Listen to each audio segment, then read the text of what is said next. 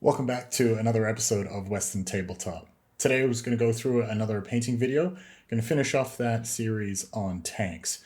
Going to go through a couple of different steps of weathering, predominantly chipping. We're also going to cover some environmental effects to make it look like the tank actually exists in the environment. We're also going to go through some really easy rust effects and also how to paint some tools.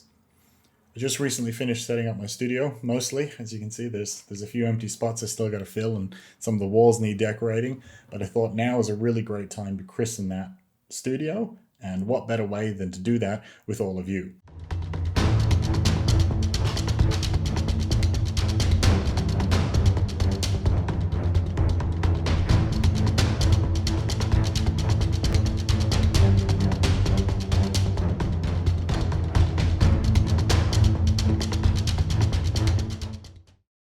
So this is where we left off last time.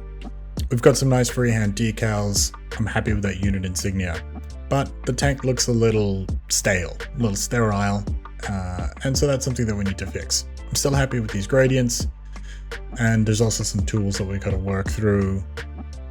Lots of little details and hatches, and that stowage bin on the back is going to cop a lot of abuse, wear and tear. The exhaust covers, particularly on these Tigers, tend to be fairly well rusted, so these are some of the things that we're going to work through in this video. So the main color we're going to use for our chipping here is either going to be Ulthuan Grey or Off-White in Vallejo model color. Ulthuan Grey was the one that we used previously to establish the highest color. I'm just a little bit concerned it's not going to come out bright enough. Then for our infill, we're going to use this German Grey. I'm a little bit concerned about using the grey again, just simply because, well, we've used a lot of grey, so I'm considering using this gunmetal color. However, exposed armor is usually not that shiny, so I'm going to see how I go with the German Grey first. Now, to do the chipping, you're going to need a sponge of some kind. This is a seriously underrated tool in every hobbyist's arsenal. You can get some really great chipping texture from a sponge.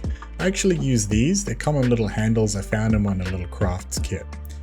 But you can get a really nice texture out of them. You can see here's a couple that I used before in a few different projects.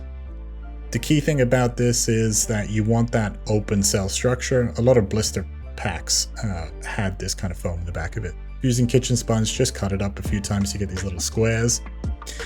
The problem we have though is it presents a uniform surface, and we want to change that up a little bit, so we're going to need to hack at this guy to get that texture that we want. You want something that's that kind of averages out to the same height and depth, but you don't want it to be too consistent, because then you're not going to get kind of random texture. So here I'm just pulling bits out of this. You can use tweezers if you prefer. And that little pile that we're creating at the end can actually be used for foliage and foam, so be sure to keep that. We're going to do the same thing here that we did with the dry brushing. I've loaded up this sponge with some Ulthuan Grey. You can see it hasn't loaded the sponge evenly, which is great. It's exactly what we want. We're now going to offload a lot of that onto the brush here. Sorry, the towel. I'm just checking to see how much we've got. That's about right, maybe a little bit too much. You have to be a little bit careful with how much you're pressing here and how consistently you're pressing. You really don't want to swipe as you come across on this one. You definitely just want to dab. If you're a little inconsistent with the pressure, you're going to get less control with your chipping. On this one, same as the dry brush, my suggestion would be to offload more than you think when you first start off, a fair bit more than you think, because as you can see here, you can slowly build up that amount. The key thing here, I'm starting with the edges. They're the things that are going to catch most of the scratches and the chips. But also you got to remember that chips like to live in happy little families. So wherever you've got a big one, make sure you've got some small ones, and also make sure you've got some small ones in the middle of any armor panel, not just the edges. We're going to continue that on as we move throughout the vehicle.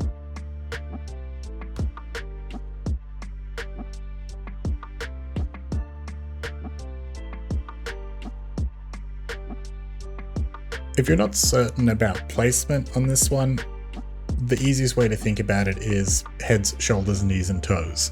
That's usually the part of your body that you bump into stuff, so think about the heads, the shoulders, the knees, and the toes of the tank. So the turret is usually a place where it cops a fair bit of abuse, particularly also because people are entering and exit the vehicle. These side fenders as well, they're made of a mild steel and they usually hang out.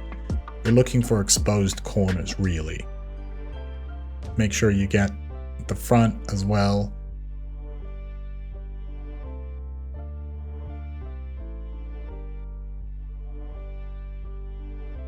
The top by the hatches, again, you'll get a lot of chipping around here. There's a lot of climbing in and out, especially near the tools here.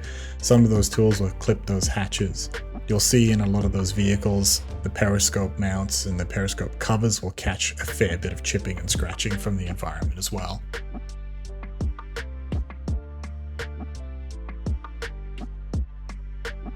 So now we're going to move on to step 2 of this chipping. And now we're just going to fill in some of those regions of those chips. We're going to fill them in, basically kind of paint between the lines. Now, I've probably got a good moment here to tell you about why I like doing the chipping in this way and what it is that we're trying to achieve. So if you look at chipping reference photos, and if you're anything like me, you've probably got a veritable library, you'll realize that to sell a 3-dimensional chip, there's 2 little tricks that you've got to play. The first one is you need a really bright version of the primary color. That represents that paint layer being lifted and peeling, but not completely having come off and separated. That's what we're doing here with the sponge, and now we're just filling in. This fill-in is more of a shortcut. It's not, strictly speaking, required. It just helps you kind of visualize where all of the chips are going to be. If you're feeling particularly brave, now's also the time to do some scratches.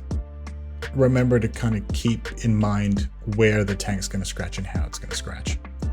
Particularly around these fenders, you're going to get a lot of vertical scratching, and the sides of the tank, you're going to see a lot of lateral scratching, particularly in the direction of travel.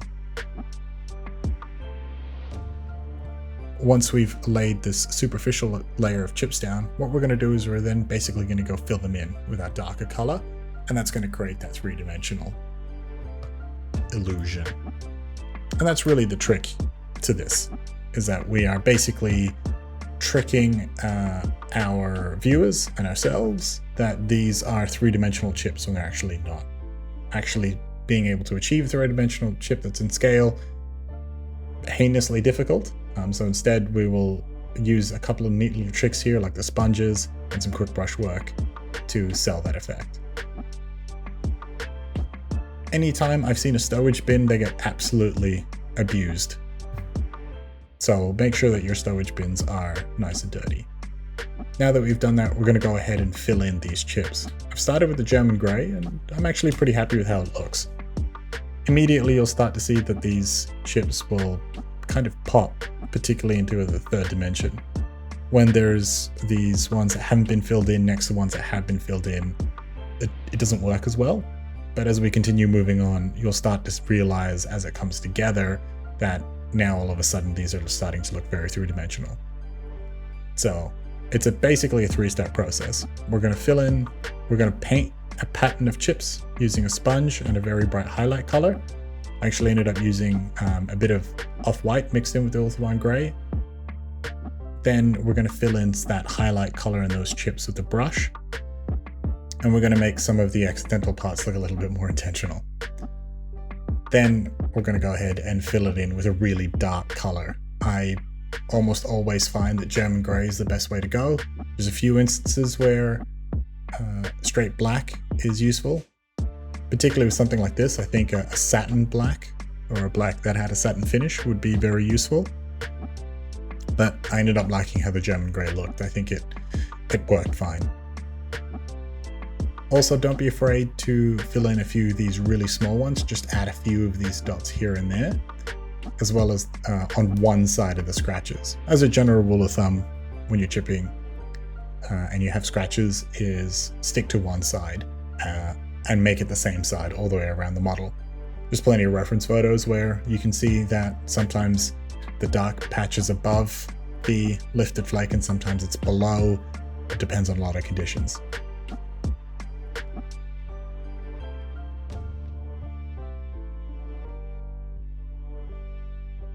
You'll also see me stop every now and again and just kind of look at the model from a little further away.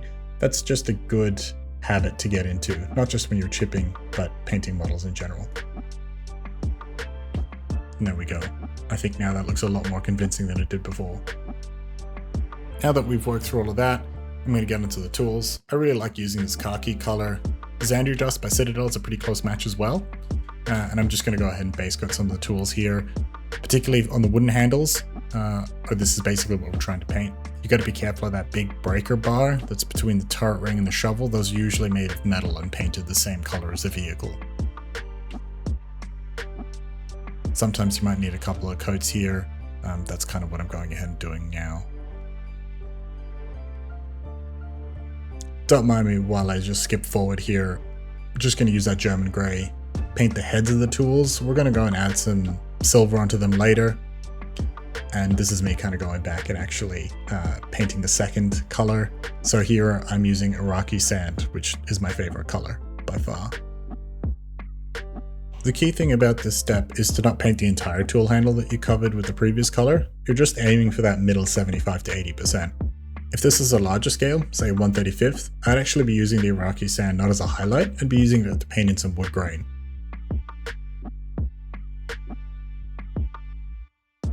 Now it's time to move on to skill in a bottle. I'm going to grab some Agrax and I've just thinned it out a fair bit. It's actually still a little too pure here. Needs a little bit more water. I'm going to quickly feather that out.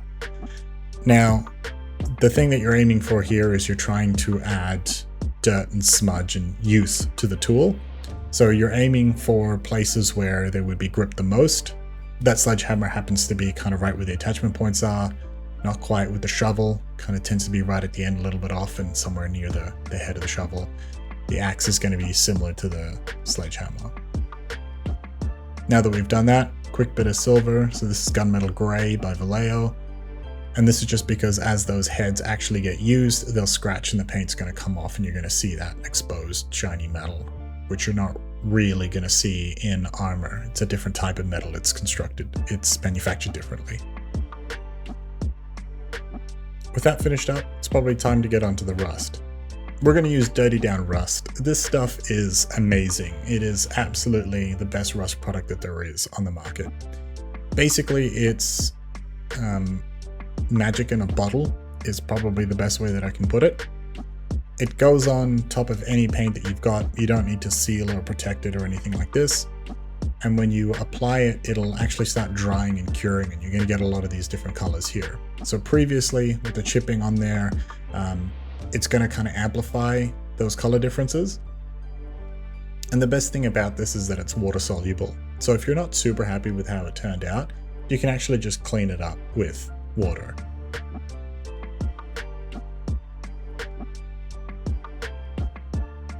There's a small thing to keep in mind here with the Dirty Down Rust is that it requires about 25 degrees Celsius to work. So in Australian summer, not really an issue. I think you're going to be fine.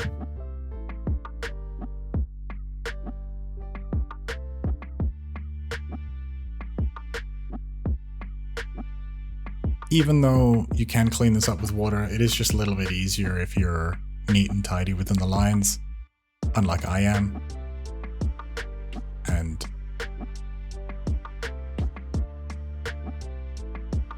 this is me finally learning my lesson of actually trying to paint where the camera can see. Turns out if you just leave the model on your painting surface, it's much easier to stay in frame. Again, don't worry about the areas where it's not super tidy and it's not kind of on the model directly. We're going to go ahead and clean those up in a short little while with just a wet brush and a little bit of water. That's all you need. Sometimes it'll take a little bit of encouraging and it'll take a few washes. And if you're just outside the lines a little bit, don't stress too much. Rust will bleed a little bit into the spaces around it as well. So it kind of adds to that experience, particularly in some colder environments.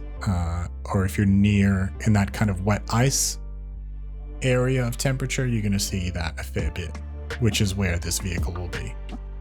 Okay, so with that all done, now it's time to add some snow. I'm using Valhalla Blizzard. It's basically what I've got on hand. I think the Vallejo snow product's a fair bit better. And what I like to do with this one is I kind of just like to add little bits at a time, and then I just kind of spread it around and move it around. I find that that gives me a much better effect, much better control. And what I'm really going for here is kind of a light dusting. The only time I'll go super heavy is when we're looking at the tracks. Those are going to get fairly well snowed in.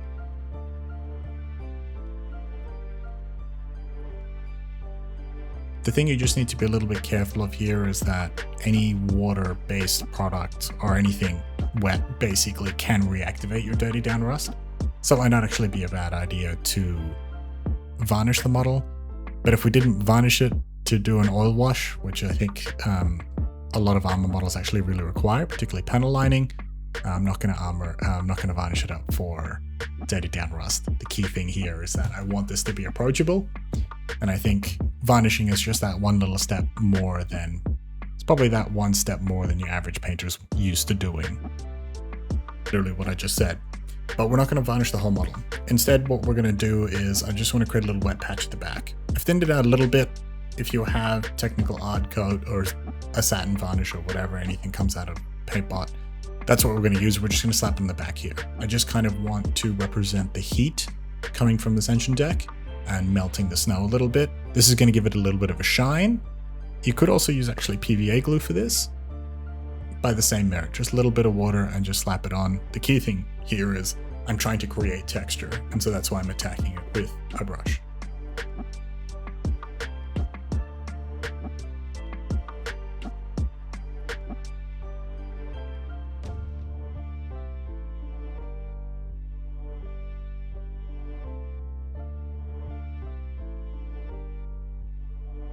And now with the bigger brush, firmer bristles, I'm going to go ahead and reinforce that texture a little bit more.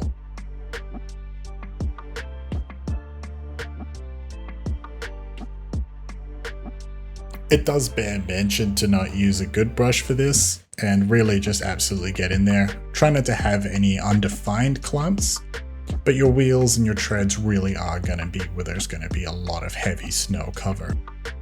That completes the tank painting series. I hope you learned a lot of techniques, and you can see that each one of those individually wasn't too difficult, but together makes up something that's much greater than the sum of the products. I really hope you guys enjoyed that video. If you want to see more, make sure to do all that good stuff, and we'll see you in the next one.